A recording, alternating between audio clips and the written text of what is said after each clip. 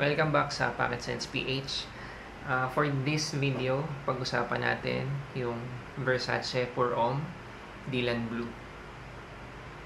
So, si Versace Pour Homme Dylan Blue, or mas kilala bilang Dylan Blue, nilaunch noong 2016.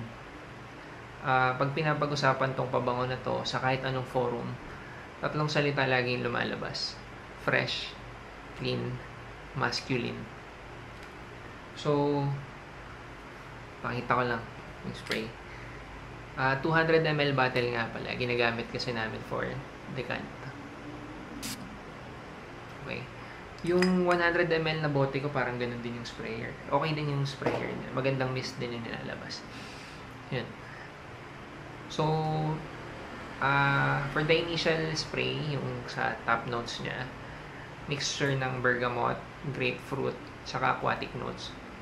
So, pag narinig natin yung bergamot, lagi zesty, laging fresh. So, yun yung nagbibigay ng tawag dito, amoy bagong ligo. Laging ganun eh. Yun yung zesty na part eh. Minsan lemon, pero dito bergamot. Tapos, may kasamang aquatic. So, yung aquatic na yun, ganun din, fresh, pero salty.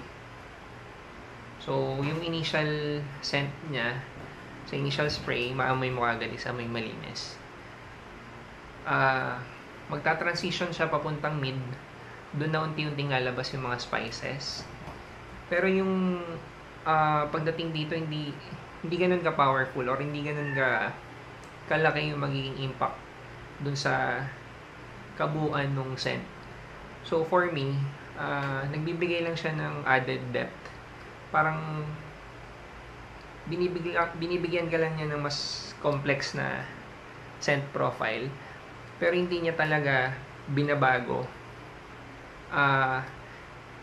Kumbaga hindi ganun kalaki yung impact niya eh. Alam mo pa rin na ito yung scent profile niya nung simula. Dinadagdagan lang niya. Para sa akin, ang nagiging impact nung spices na dumadagdag, mas nagiging manly yung scent. Yun yung dating niya sa akin. Bukod sa mas nagkakaroon siya ng depth. So, papuntang dry down, ito yung favorite part ko dito. Tsaka, hindi dahil sa scent lang. Naging favorite part yung dry down nito kasi na-try ko siyang amuyin. May mga kasama akong kaibigan. So, for the sake lang ng parang brainstorm ba ng mga lalaking mahilig sa pabango. Sobrang curious ko sa Ambroxan. So, nung bago pa lang ako sa mga pabango, pag nadinig ko yung Ambroxan or pag nabasa ko sa mga forums, iba-iba lagi yung binibigay na opinion ng mga tao, ng mga nagko-comment.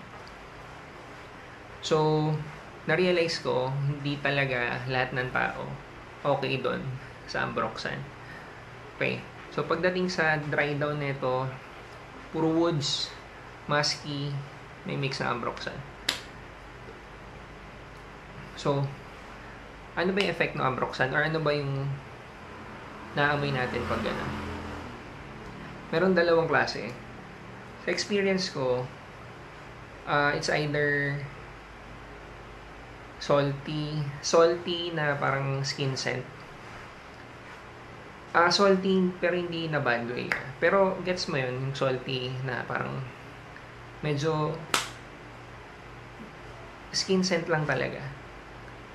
Meron namang instance na amoy siyang creamy na medyo may tamis. So, parang malinamnam. Yun yung parang better na amoy ng Ambroxan for me.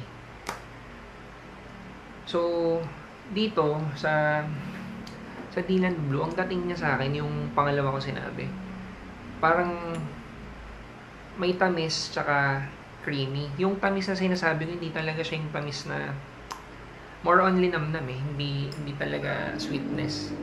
So, yun yung dating nung dry down sa akin.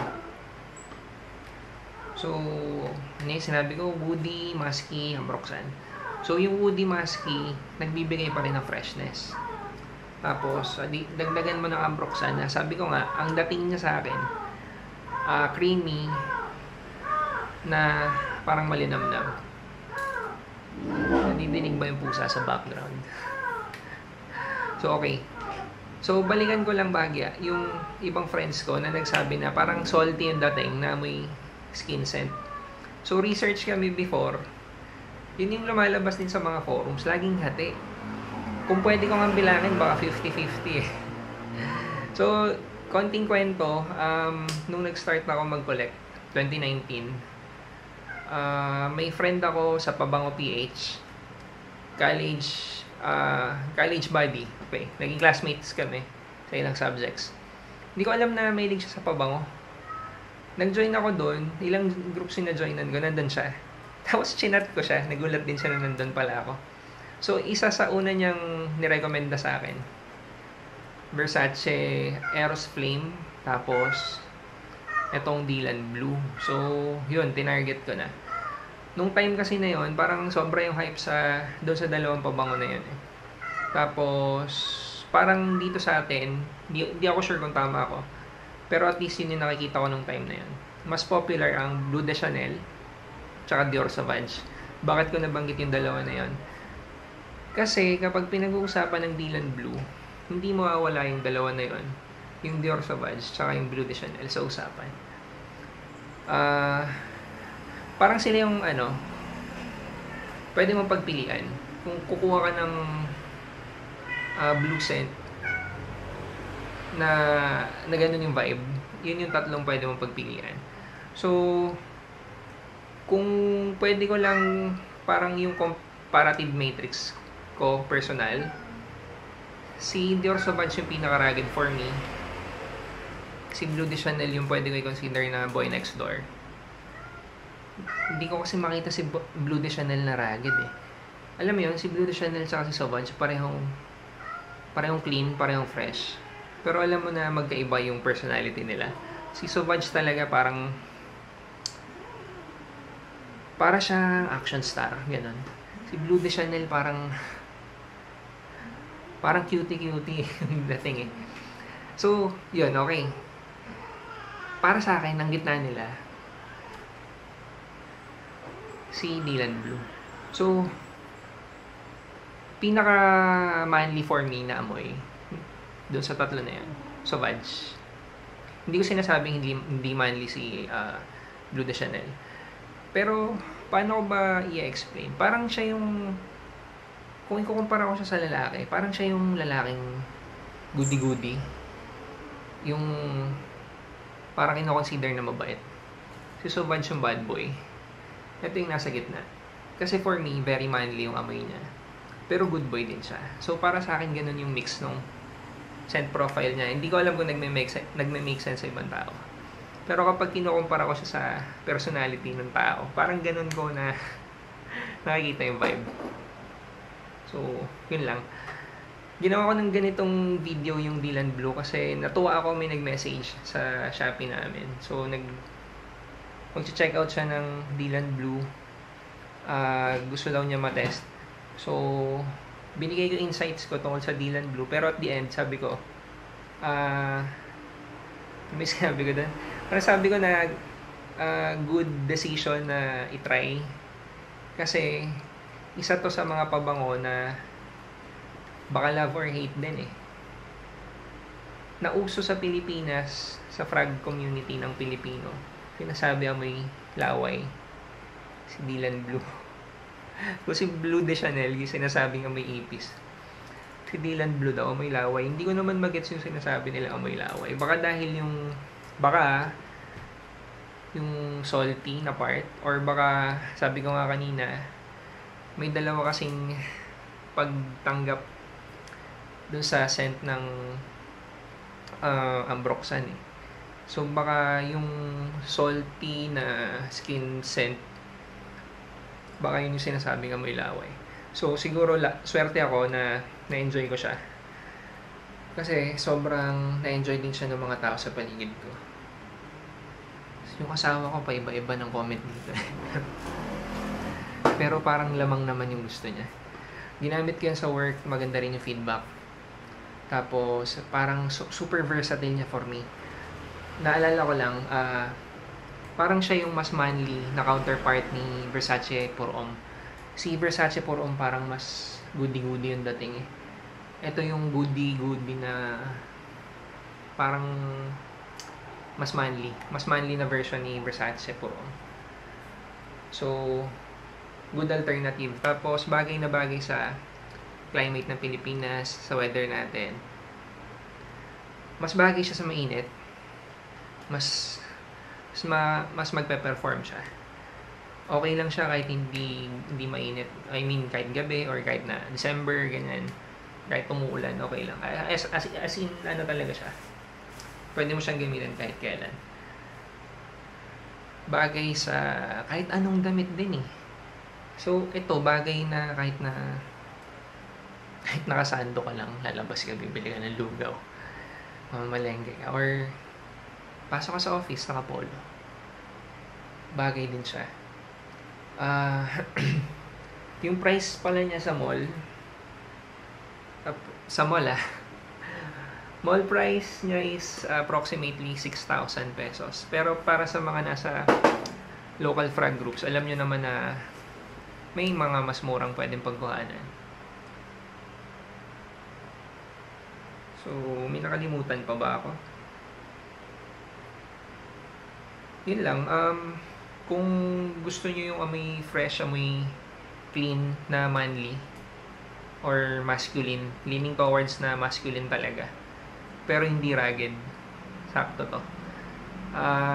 Tip lang bago kayo mag-blind buy or wag kayong mag-blind buy, kasi para sa akin talaga yung mga perfume na may ambroxan, love or hate talaga yan. So I suggest mag-try muna kayo ng decant, or kung meron sa mall, mag-spray muna kayo doon. Kasi kapag hindi nyo nagustuhan, talagang hindi nyo gusto. May ganun na dating yung ambroxan.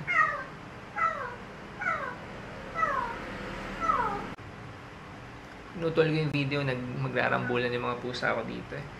So, pa ba? Longevity niya, good yung longevity niya sa akin eh, for a freshie ah. Umabot ng 8 hours to. Pinanglaban ko sa mainit na lakad ko to nun eh. Saka I remember, nag-post pa ako nito sa isang frag group before. Kumain kami sa Pampanga, sisig, kay Aling Lusing. Kung nakakain na kayo sa ganung lugar, sa loob hindi sa labas. So close, sisig, mga inihaw, mga pinrito. Di ba kakapit sa damit mo yan? Na-impress ako kasi paglabas ko, hindi ako nag-spray sa loob, pero alam mo yun, nag-spray ka na bago pumasok na. I mean, work eh, tapos kain, tapos paglabas, naamoy ko pa rin. Hindi na siya ganun kalakas mag-project or ano, kasi hindi naman din super lakas mag-project ni Dylan Blue. Impressive yung iniiwan niyang scent trail, saka pag naamoy mo siya sa hangin, pero hindi siya yung papansin mag-project na. So yun, anyway, pagkalabas galing Lusing, naamoy ko yung sisig eh. Pero parang mas naamoy ko yung siya, Dylan Blue. So may magaganda akong experiences dito. Tsaka naka-garner din ako ng compliments dito. Kaya for me, mataas yung rating ko dito. Isa sa top tier ko pagdating sa freshies na manly. So, yun lang. Meron kaming Facebook, meron kaming Shopee, meron kaming Lazada, meron kaming Instagram. Kung nagustuhan niyo yung video na to, pa-like and pa-subscribe. Thank you.